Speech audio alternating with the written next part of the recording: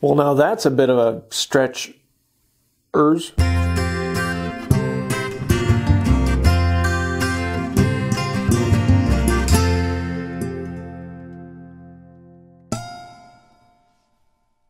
Hey y'all, I'm James Wright, and welcome to my shop. Now, I am going to be working on a side table. Last time I had the video out, we went through pulling all these pieces out of rough sawn lumber and sizing them out. Where do we want to pull pieces? How do we want to mark them out? And this time I was going to be going into tapering out the legs. But I really was thinking about that. Most people start with tapering out the legs, but I don't really want to do that because I want to do the joinery while the legs are straight. And I can't do the mortises until after I make the tenons on the stretcher, or at least that's the way I like to do it. So I'm going to hold off on the legs and start working on the stretchers. So that means today we're going to be ripping down the stretchers, getting them to size, and possibly cutting the tenon working on them.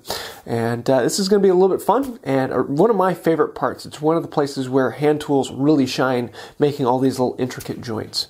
Now, if you're watching this video and this has been out for a while, I probably have plans listed in the links, so if you want to follow along and look a little closer, you can find those on my website.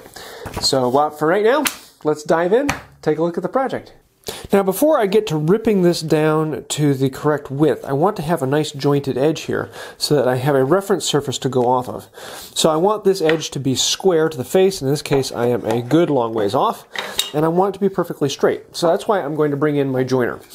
Now, I really don't need to use this massive joiner on this board. I could actually get away with probably using a number 4, but I like using the joiner. It just makes me feel better about it. I'm going to be going with the grain, and I'm just going to take light passes till I get down to it. I'm holding it with my finger here. My finger is sliding along the side of the board, and that is kind of what I use to feel what is 90 degrees.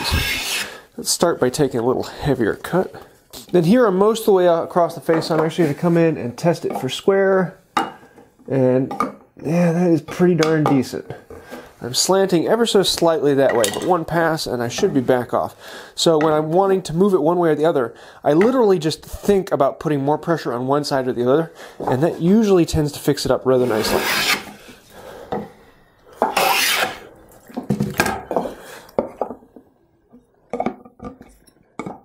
Voila!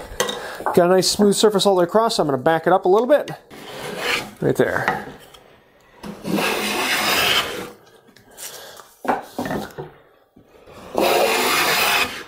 Full length, full width. And there we have a nice edge. Make sure it's 90 degrees. And now we have a reference edge that we can mark off of. So then I'm going to flip the board over and do the other side. And because these are both side stretchers, I'm going to be coming in about 5 1/4 inches. So I'll be removing like a 3/4 inch strip out of the middle of this board. So to do that, I'm going to joint this edge and joint this edge, and then I'll mark it out and cut out the 2 strips down the middle. So let's flip it around and joint the other edge. So now I have the board jointed on both sides, and I want to come in and mark in 5 1/4 inches because these stretchers need to be 5 1/4 inches wide. So I'm going to use my panel gauge. I could use my normal marking gauge, but at 5 1/4 inches, I'm using most of the rod and it's sticking in a long ways. That has a tendency to wobble side to side. So I like to use the wider surface of the panel gauge. And I have a video making this a while ago, so if you want to see that. And just like with a marking gauge, I can use it to slide along. Now sometimes I'll lock this board in place so that I can use both hands on the marking gauge. It makes things a little easier. But in this case, I'm just going to use the weight of my arm and mark this out. And there we go. Now I have 2 lines that I can cut along, and I just have to keep the saw inside both of those lines, and these will end up being 5 1/4. Now actually, I put that marking gauge line out a little farther than 5 1/4, like a 32nd more.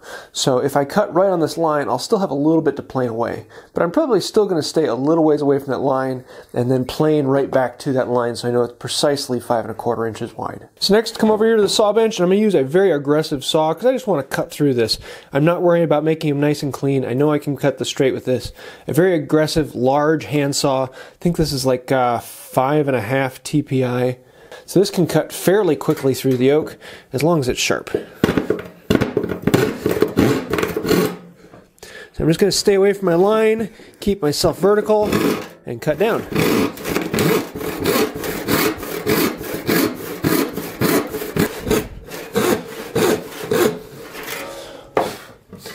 Once I've cut there, then I can turn around, repeat the process, and come back to my lines. And then we'll have 2 stretchers ready to clean up.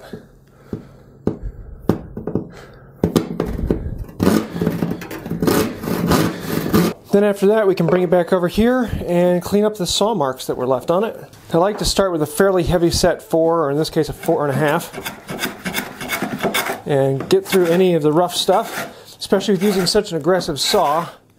There's a good bit of rough stuff on there. Before going too far, I'm going to check and see how square I am. Pretty darn close. And I've got just a wisp here to get down to that line, so less than a 1/16 of an inch. And I'm a little high here in the middle and high over here. So I'm just going to do a couple passes from here to here. And that's pretty good. So I'm going to then come in with a joiner and take it down to that line. Just get that string ready to fall off.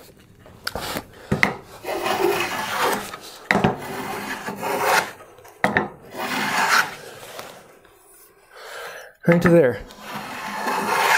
And that's what I'm looking for, just making sure it's at 90 degrees too. And we're good to go. There is the stretcher taken to width and ready to work on it. So I'm going to do that with the rest of these stretchers, get them all to size, and then we can start working on doing the beading on the front edge. Okay, so now it's time to make the bead on the bottom of the stretchers. And this will be going right along the bottom edge of, well, the stretchers in between the legs. And I wanted to do it with a molding plane and use a beading plane, but I don't have a 3/8 beading plane. This one is, I think 5/8 was the number on it. Something like that. It's a pretty large bead, and I don't want that big of a bead on here. And then I have this one here, but it's a bit smaller, and I'd have to put a fence on there. It's designed so you can actually bolt on a fence. But neither of these work out well, so I'm going to be going to my Stanley. This one is a Stanley 55. You can also do it with a Stanley 45. There's also, I think it's the 46 has the beater, but it's one of the other ones that's just for beading. But in this one, I've got a beading cutter in here that I recently sharpened up. I have a video on how to sharpen those if you want to see that. 2 skates, one is set on either of the fingers, and then the fence is moved over to cover the first tooth. And that way, the very edge of the board is rounded over rather than having a slight flat spot from the tooth. I've also set the depth stops with the test board, so I ran it down to the depth I liked and then put the test on there. I actually like to put my bead slightly lower than the surface of the board. So it's down, not quite a 1/16, but close to it. So I ran this bead, and once I got it to the depth I like, I set the depth stop at that, and that way all the rest of the beads will look the same. The next thing I want to look at is on the board. I want to see where the grain is going. Now, I wrote back stretcher on this side, but the problem is if I clamp it in here, I'm going to be running against the grain here. As I'm running into this, you can see how the grain's coming out here, and that blade would be catching all the grain as it came out, and I'd be getting a bunch of tear out here. Whereas all I have to do is flip the board over, and now I'm running with the grain. And I would actually rather have it along this straight area. You have it open, this open grain here where there's very broad bands in between. That's going to be a little harder to cut through whereas most of it is really nice and straight and long. So I'm going to clamp it in my end vise, lock it down, and then start going to town. And so basically, that's just going to mean setting it on there, registering the surface against the fence. My fingers are pushing the fence into the work. If I didn't have a fence and I were using just regular beading plane, well, on this beading plane there is a bit of a fence here, but most of the time I'd have my fingers down here and my fingers would be riding along the board as a fence. But in this case, my fingers are on the fence because there is one. And I'm just going to start with a light cut. And I have this set very lightly. I'm not taking a very heavy cut at all. And I'm just going to keep working until the depth stop engages or I run into problems, which I don't intend to have any problems, but we'll find out. And around here you can start to see all these curls coming out and really looking beautiful. You get this bird's nest effect. Here you can see how it's starting to come in. I have a bit of a round on both sides and a flat spot on the top. Just going to keep going. It's only be a few more passes. That last flat stop comes fairly quickly. And there, it's not engaging anything now. So basically, one of the things I also want to be careful of is I do the beading before doing the joinery, because I'll be cutting off the bottom 2 inches or so. So if there's any problem on the start or stop where it tears out, and that's usually where you have these nicker marks and things like that, I'll be cutting those off, and that really doesn't matter. So I'm only going to be looking at the good beading here. The other thing I have is on this one, the fence apparently wasn't setting quite far enough. Either that or I was leaning the plane a little bit to the side, which is probably the case. I'm thinking I was leaning it because down here it looks great, and here it was leaning. So I was probably starting leaning it a little bit, and then by the end I'd straightened it out. Oh well, I can just come in with a card scraper and very slowly and carefully remove that little edge. And I get that really nice clean edge without having to use any sandpaper, not working any dirt into the grain, not working any of the sand into the grain. That's one of the things I love about a card scraper, is I can really come in and clean it up. Now if I really wanted to, I could actually make a card scraper that fits that shape perfectly and run it out. Or I could have made a scratch stock. And a scratch stock is basically the exact same thing as a grooving plane, except for it's a card scraper mounted in here. So I would shape a card scraper. So I would shape a card scraper to fit the scratch stock and use the scratch stock to come around here. If I were making this bead any smaller, I probably would have used the scratch stock. But this size of a bead, it would take a good while for the scratch stock to clean that out. And I really like the way the 45 makes this groove a little bit wider. It just makes it pop out a little bit more, especially when you're looking down on it from above, as you will be with this. So I'm very, very pleased with how that came out. And we're ready to move on. Really nice sharp corner, really nice smooth bead. Yes, 1 done, 3 more to go. Okay, now I messed up, and I want to show you how I got out of it. This is the 3/4 by 3/4 inch. This is the bottom piece of the front stretcher. And what I should have done is run the bead on it when it was a large piece and then cut it to 3/4 by 3/4. Unfortunately, I did not think about that, and I got zealous in my work, and I cut down both the top and bottom of the front stretcher to 3/4 by 3/4. So in order to fix that, I can't clamp it between my dogs like I would with this larger one. So when I have 2 sets of dogs here, one of the things that I commonly do is I'll use these parallel bars, just 2 pieces of scrap, that will pinch it and allow me to slide this all the way out to the end so that it overhangs the table. And that way I can still bring in the fence, I can still bring in this and slide along it, and the fence isn't going to be hitting the bench. I can still work right up to the edge. So for thin stock, sometimes this is how I'll answer it. Sometimes I'll actually put down a piece of double-sided tape and just run along that. But this is my answer for the mess up this time. Okay, so now that I have these done, we need to start making the tenons on the end of them. And on some of them, the tenon will be sticking out at the bottom, and some of them will be sticking out at the top.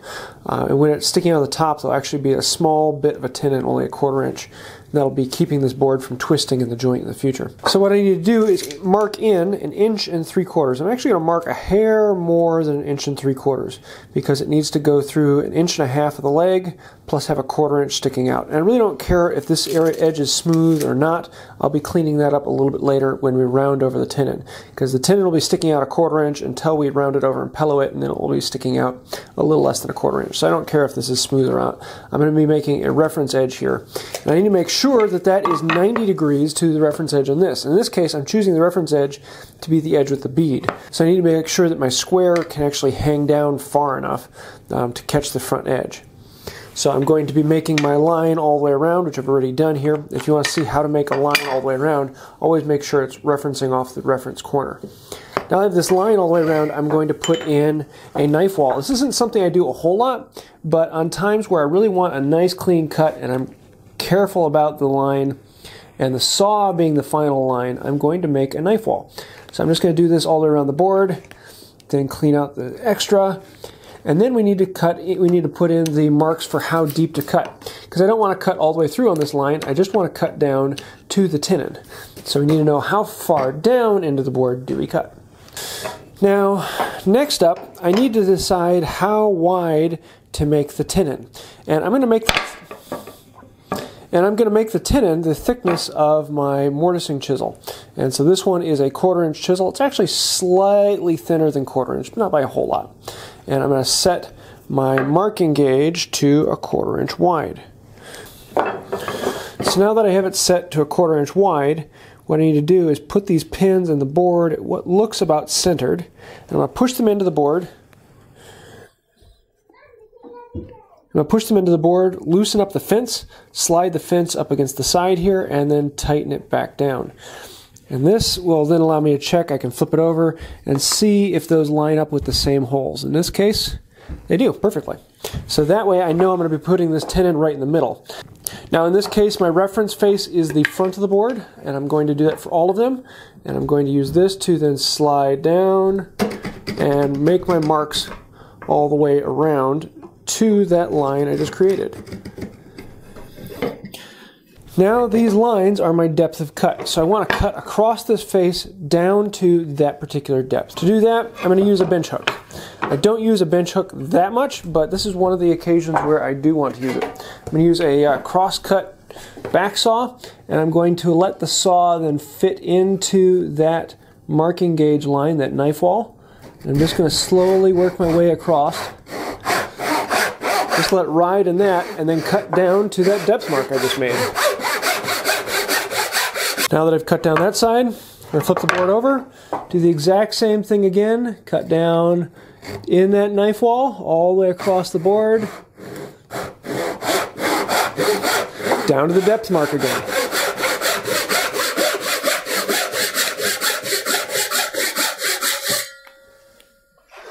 Good on this side, need a little more on that side. One of the things you'll notice is I'm actually cutting all the way through until the heel of the saw is halfway through the board.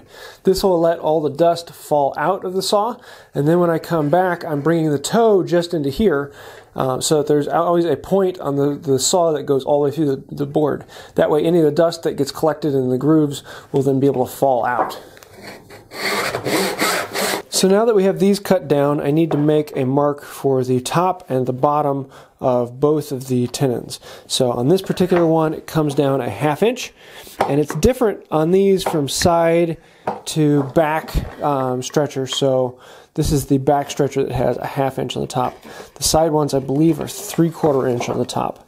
And then on this one, it is 1 inch on the bottom, and I believe the other ones, it is a 3/4 inch on the bottom, something like that. But yeah, so I need to reset this then up to 1 inch. And just pull the tape out, slide this back, and I'm not looking for anything terribly precise, just enough, within a 64th or so by eyeballing. And cut up 1 inch.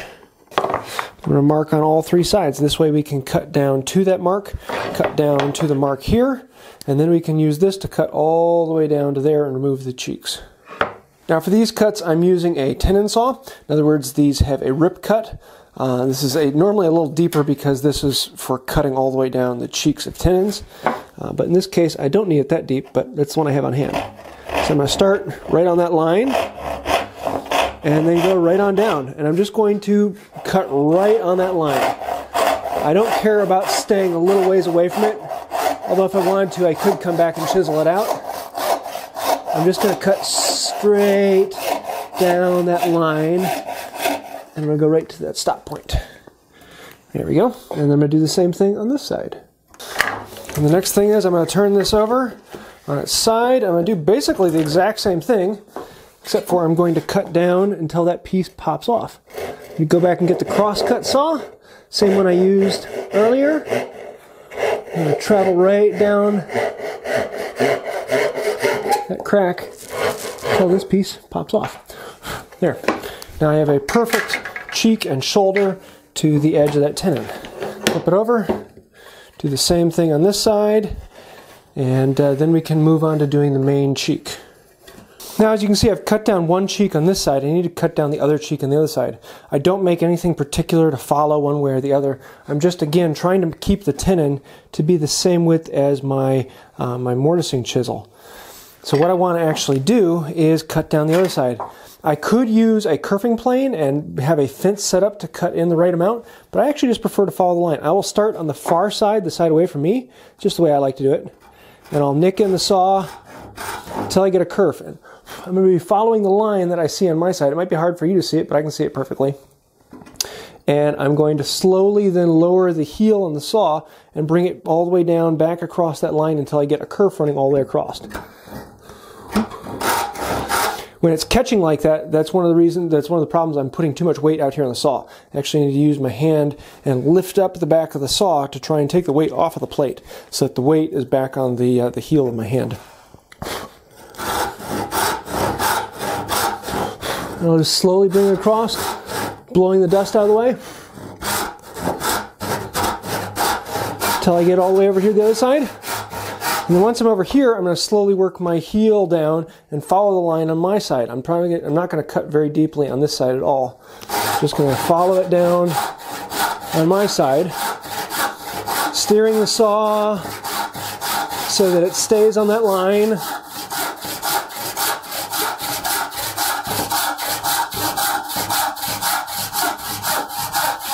And being careful not to hit the shoulder right here.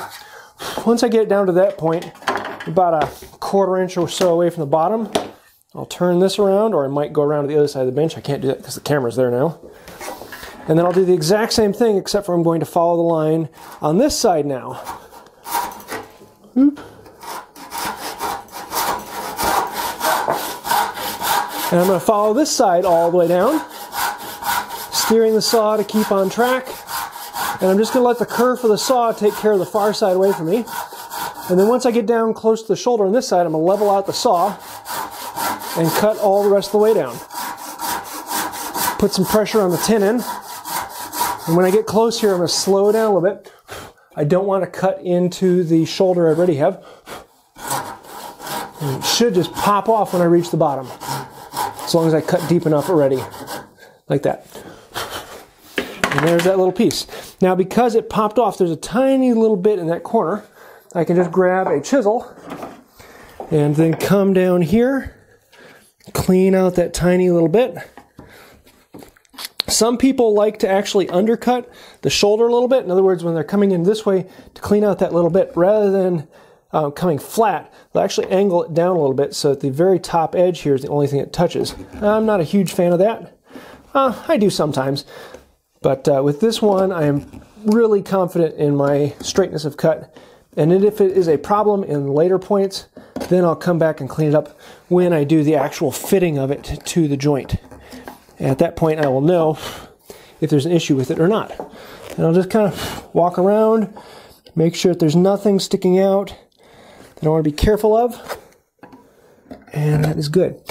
Now, because these are through tenons, I don't want to chamfer these edges. If this tenon were to house inside the joint, then I'd probably trim up these corners just to make it easier to fit in. But because these are going to be going all the way through, I want to keep these corners nice and crisp. That way when they come through, they fill out the hole in the mortise that you can see. Because if you trim off the corner a little bit to make it easier to go in, then you'll see that gap in the mortise when this slides in. So there is that part of this tenon. I'm going to go do the rest and then come back and show you how to shape this out. Okay, so now that we have this massive tenon here, we actually need to cut it out like the plans show, that this half will be sticking all the way out, and this part will just be at about a 1/4 inch. So first thing I want to do is come in with this at 2 inches. Make sure I'm at 2 inches, and then I'm going to set it in here and just make a mark out, make a mark down, and then flip it over and make the mark as well from the other side. Now, I know it's not going to go all the way down, which isn't a huge deal. It's just going to give me a line that I can follow. If I do want to go all the way down, what I can end up doing is grabbing the square here, and I'll just use the butt of the square to reference off of this shoulder to make sure it's 90 degrees to that. Set this on here, and then draw my line on there. And that will give me a line that will go all the way down. So the next thing I need to do is cut out this corner. I want to leave a 1/4 inch sticking out here. That small bit sticking out will keep this whole tenon from twisting up higher when it's in the joint in the future. It just makes the joint a little bit stronger to leave a little bit there, not going all the way through. So for that, I'm going to make a mark 1/4 inch away from the shoulder. And with that mark on there, I can set the gauge to whatever the distance is left over on this tenon. So loosen that up, slide it over to that, lock it down, and then I can draw that line. And honestly, it really doesn't matter that that is a full 1/4 inch. If it's a little bit more or a little bit less, it doesn't matter. Even if it was just an 1/8 inch, it would work. It's all going to be hidden, so it doesn't matter if it's really straight or anything. You can make the mortise later match it, whatever it needs to be. So now we have those lines, we can cut it. Now for these cuts I could use my traditional Western saw, but I'm trying to learn more about the Japanese saw, and I like this with having a rip cut on one side and a cross cut on the other. It just makes doing this joinery where I have to make a rip cut here and then a cross cut here a little bit easier. So I'm not, if I had my druthers, the one I would pick up is my Western saw just because I'm more comfortable with it.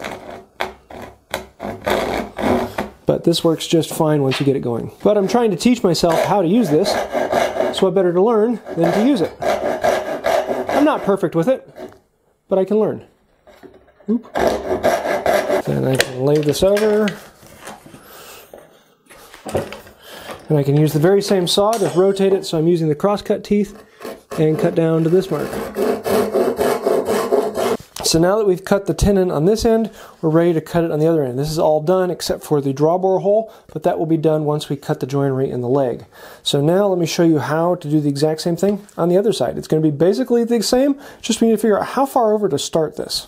Now, I have to talk to you a little bit about a tape measure. The only reason I'm using a tape measure right now is because I'm following plans. I have measurements that I want to duplicate, and so to do that, I need a tape measure. If I were building this for my own sake, I would not use a tape measure. All of my measurements, I would have just said, I would have brought the leg over, put it on here, and moved the leg in enough so that I'd have a little bit sticking out, and I'd make my mark for how far in this needs to be. I would draw my line, cut it out, and then I would use my first one to make the same mark on all the other boards, and whatever that came out to, that would be the same on all of them. And that is the way I generally work. All of my marks are off of what is reality. So I can start with the base unit, which in this case would have been the legs, and then lay out all these pieces. But because I have measurements here, I want to reduplicate these. So to show you basically what I'm talking about, one of the measurements on here, and one of the more important ones, is this measurement of 1 foot 1 inch. That is the length of the stretcher inside the legs. So the distance between legs is a very important thing. And I need all 4 stretchers to have that same length so that they all space out. Now what that length is, I really do not care.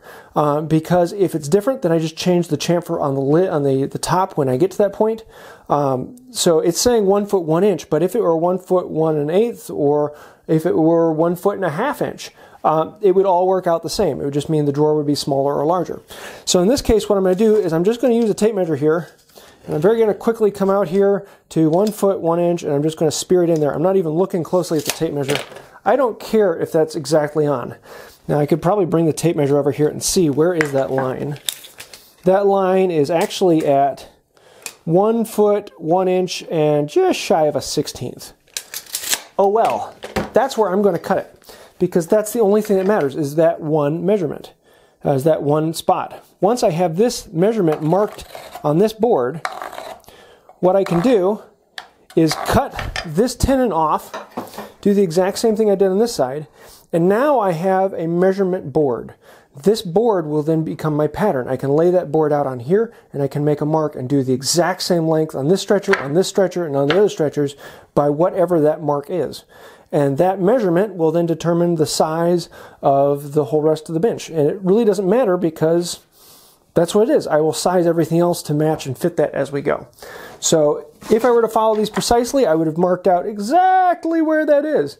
But it really doesn't matter, as long as this now becomes your pattern that you can use to make the marks on all of your other pieces. So when you're working for your own measurements, your own systems, you're making your own designs, this thing is worthless. It has no meaning when you're making something for yourself. The only time that this is useful is when you're working with one of these. So now that I have this marked out, I know that it's precisely this long. What I'm going to then do is use this as the measuring stick, basically. And I'm going to flush it up there with my finger. Make sure it is nice and tight. Then I'm going to stick my knife down here, and I'm just going to make a mark. And that mark then is my measure to come off everything else. Because this edge is my reference edge, I'm going to put the square on there, put my knife into that mark again, and then I'm right back to where I was cutting the tenon to begin with. I'm going to do the exact same steps over again. Cut in on the face, cut in on the ends, cut in from the end, and create the exact same tenon profile on this end that I have over on this end. And we're ready to go. So I'll cut those out and then come back in a little bit. And so now that we have that done, we can kind of get an idea of how this will go together in the end. You can see how these will intersect and go past each other, so that the leg will slide down in there. And then each of these will then turn around so that the bead is on the bottom and facing out. It'll go something like that with the leg running through here. The other thing I still need to do on these side ones, you notice that these side ones are a little higher than this back one. You're looking at the back of the box. The side ones will have a sliding dovetail cut all the way along that the top will then slide onto. But we'll be covering that later once we get to the top. So for right now, the stretchers are done and we're ready to start doing well, we're going to do the stretchers in the front and then we can do the joinery and the legs, how they assemble to these. And there you go, the 3 stretchers, the 1 for the back and the 2 for the sides, ready to go, ready to be fit in and draw board. And basically there's not much left on these other than the sliding dovetail, which we'll cover that again in the future. If this video is a little older, you will find links to plans down below. If this is new, then hold your horses, wait on the plans until it's all done. So this time we did the back and side stretchers. Next time we will be doing the front stretcher. And the front stretcher is actually a split piece that allows the drawer to go through it. And this should be kind of a fun little jig to figure out. It's a little... It kind of looks complicated, but it's a lot simpler than it appears. If you like these longer videos with a lot more detail, I'm kind of going through all the steps individually and trying to really detail out everything that's needed to build this. Please let me know. I'm trying to do some more like this, and I'd like to do other larger furniture builds along the same process. So I'm kind of playing with the style. If you like it, let me know. Go ahead and hit that like button and subscribe. I do want to say thank you to the patrons on Patreon. You guys are the reason why I can do this. Without Patreon, this channel would not exist. If you'd like to find out more about Patreon and help out, you can do that right down there. That's about it for today. And until next time, have a wonderful day.